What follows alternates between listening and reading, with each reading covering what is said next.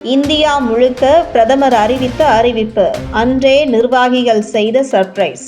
வெளியானது ஆதாரம். கர்ப்பப்பை வாய் புற்றுநோயில் இருந்து பெண்களை பாதுகாக்க நாடு தழுவிய HPV தடுப்பூசி போடும் திட்டத்தை தொடங்கி வைத்தார் பிரதமர் மோடி. கர்ப்பப்பை வாய் புற்றுநோயில் இருந்து பெண்களை பாதுகாக்கும் நோக்கில் 14 வயது சிறுமியருக்கான நாடு தழுவிய HPV எனப்படும் மனித பாப்பிலோமா வைரஸ் இலவச தடுப்பூசி திட்டத்தை ராஜஸ்தானின் அஜ்மீரில் பிரதமர் நரேந்திர மோடி துவங்கி வைத்தார். இத்திட்டத்தின் கீழ் கார்டசில் 4 என்ற தடுப்பூசி ஒருமுறை செலுத்தப்படும். இது கர்ப்பப்பை வாய் புற்றுநோயை உண்டாக்கும் HPV வைரஸ் வகை 16 மற்றும் 18க்கு எதிராகவும் அதேபோல் வகைகள் 6 மற்றும் 11க்கு எதிராகவும் பாதுகாப்பு அளிக்கிறது. அனைத்து மாநிலங்கள் மற்றும் யூனியன் பிரதேசங்களில் ஆண்டுதோறும் 1.15 கோடி சிறுமியருக்கு இந்த தடுப்பூசியை இலவசமாக செலுத்த இலக்கு நிர்ணயிக்கப்பட்டுள்ளது. ஆரம்ப சுகாதார நிலையங்கள், மாவட்ட மருத்துவமனைகள், அரசு மருத்துவக் கல்லூரி மருத்துவமனைகளில் அடுத்த 3 மாதங்களுக்கு இந்த தடுப்பூசி செலுத்தப்படும். தடுப்பூசி செலுத்திக் கொள்வது கட்டாயமல்ல.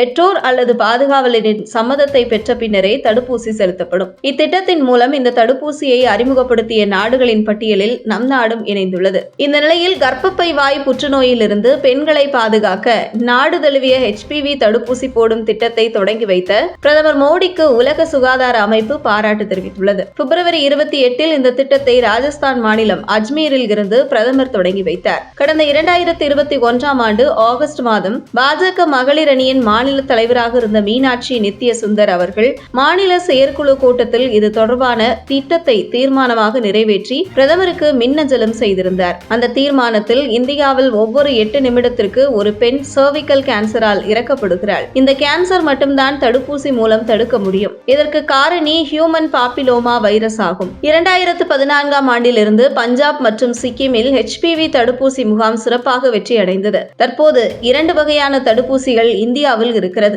ஆனால் அந்த தடுப்பூசிகள் மிகவும் விலை உயர்ந்ததாகவும் வயதிற்கேற்ப 2 அல்லது 3 டோஸுகள் தேவைப்படும். தமிழ்நாடு மற்றும் இந்தியாவில் இருக்கும் ஏழை பெண் குழந்தைகளால் இத்தகைய தடுப்பூசியை செலுத்தி பெற முடியாது. எனவே இச்செயற்குழுவின் மூலமாக அனைவருக்கும் இலவச தடுப்பூசியை அளிக்குமாறு மத்திய அரசாங்கத்தை மகளிர் அணி வலியுறுத்துகிறது என தெரிவித்தது. இன்று அது சாத்தியமாகி உள்ளதால் அன்று எடுத்த முன்னெடுப்பு மூலமாக நிறைவேறி இருப்பதாக தமிழக பாஜக நிர்வாகிகளுக்கு நெகிழ்ச்சியடைய செய்துள்ளது.